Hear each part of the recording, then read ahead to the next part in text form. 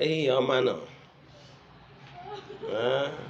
Ana m ekene onye ọbụla na chi tata bụ eke ketara anyị ihe ọma na tata bụ ụbọchị ekeresimesi bụ 25th December 2020. Aka m bụkwa onye nke gị Ugochi tubelu Oraifite. Abụ Nwa Adama anyị na-akpụ arụ n'Oraifite. Ihe chọrọ ka nkọwa n'ụbọchị tata bụ gbasara 25th December, ụbọchị ekeresimesi.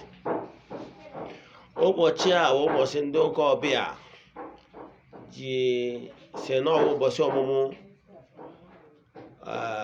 Jesus Christ. Mana in history has it no documentation in history from BC, even in AD, there were proper documentation basalo the birth of Jesus Christ.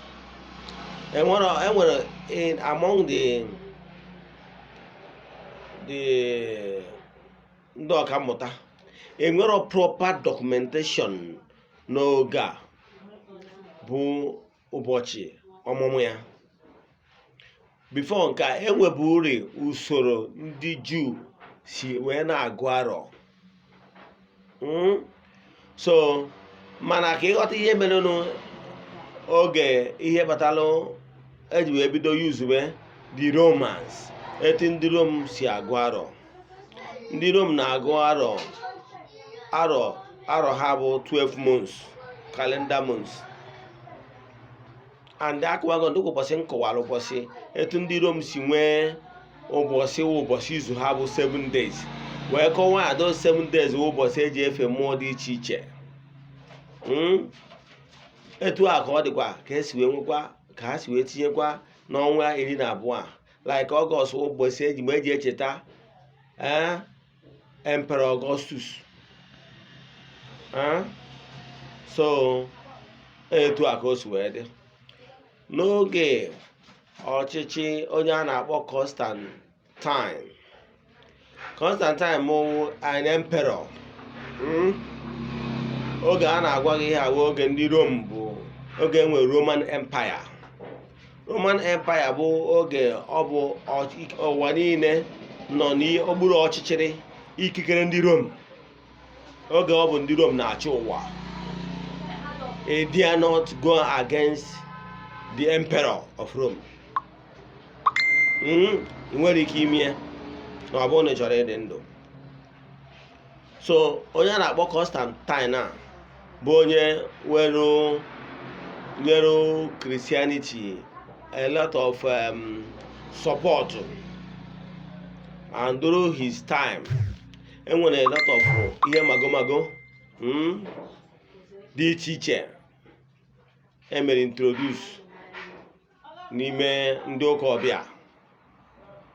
Mana ihe abụrụ ihe ka m bịara ịbịa kọwata. Ihe chọrọ ịbịa kọwa gbakọrọ that 25th. As we are talking today, even the Catholic Church and ndị ụka ọbịa ndị ọzọ kwetago na that 25th a na-ekwu okwu na-amụrụ onye nwe anyị, na-amụrụ Jesus Christ, na ha adọrọ sure ha ekwetago. Ọtụtụ ndị ụka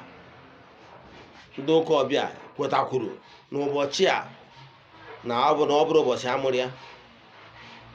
Nke bụ eziokwu bụ na n'obodo ndị Rom ụbọchị ọnwa nke 12 bụ December 25th ka ha ji celebrate feast akpọrọ the Sun God. Dịka m kwuru ụbọchị mgbe agwa nga na n'ụbọchị Sun Day bụ ụbọchị eji efe ya bụ arụsị, that is the God of the sun. Na mgbe eji efe the God of the sun na-enye nsọpụrụ, na-asọpụrụ anyanwụ ọhịa ọpụtara. N'agbanyeghị ma ya gwara ndị a iwu ndị Igbo nwebukwa arịarị mbụ. kpatakwa na anyị na-enweta nwa anyanwụ na Eze-Enu a na-adọtụ na ngwuru. So na ọ bụrụ tata ka anyị nwebughị ihe na bifo ndị ụka ọbịa abịa. Mana ihe na-achọ ịkọwa n'ụbọchị taa bụ na 25 December ụbọchị ndị Rome originally, even from BC, before Christ, bụ mgbe ha ji efe nye nsọpụrụ to God of the Sun. Nọ mgbe a 25 December ụbọchị eji enye ihe nsọpụrụ pụrụ nnukwu iche, Sun God. Ụbọchị ha ji eri oriri iji wee kene chi nke anyanwụ. Mana mgbe ndị ụka bịazi during the time of Emperor Constantine, o wee sivia mpaghara Rome wee nye ndị ụka ọbịa.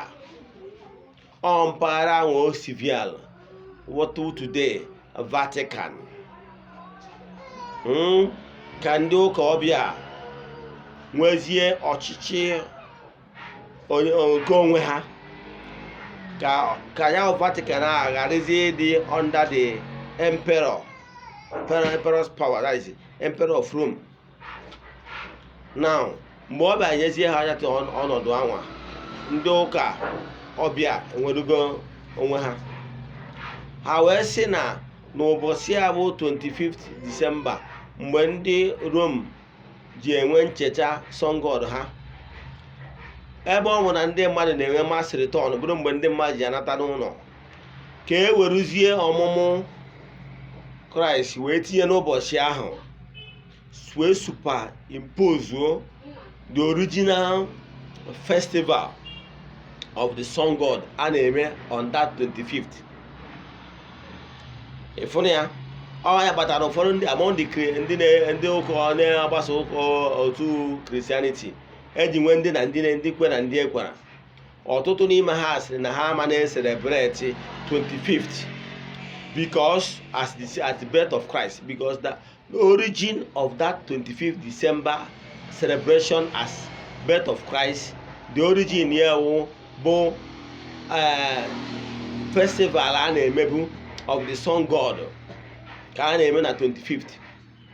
Ndị Rome na-eme, ndị ụka wee werie, ndị ụka Rome wee werie ụbọchị a wee si n'ụbọchị anwa ka a ga-eji na-celebrate ọmụmụ Kraịst. Kpatara na today mmụọ ofu atụ na ụgwọ na Nigeria, maka ana m alaiki ihe ọmụmatụ iji ihe mmadụ ma wee na-amara ya atụ. Ndị a na-agbọ ndị Mountain of Fire today, they are not celebrating Christmas on 25th December. They are not celebrating it because he believe not that day bụ ụbọchị ọmụmụ ya. Now the argument among the Christendom bụ na enwere ike itinye ya ụbọchị ọbụla. Ha wee sị na ọgụgụ na aga etinye na ọma abụda 25th day eji celebrate Sun God na omenala ndị Jew ka a ga-ejizi nke a wee superimpose. Therefore among the Christendom enwere division, and onye batara ụfọdụ during that time, ụfọdụ ka ịchara a lot of festival retreat and whatever because ha ekwenyere na that 25th bụ ụbọchị ọmụmụ ya, na ọ bụ ụbọchị ọ sọrọ ndị isi ụka a wee were ụbọchị a wee kenye na ụbọchị ọmụmụ ya. Etu agwa ha ka ha si wee superimpose so many things. Example na Africa, ha bịara na Africa wee superimpose maka mgbe ha bịalụ fụ na ndị Igbo na-echi ọzọ. Ndị Igbo believe na isi na isi ha bụ na nwere isi ka ibie.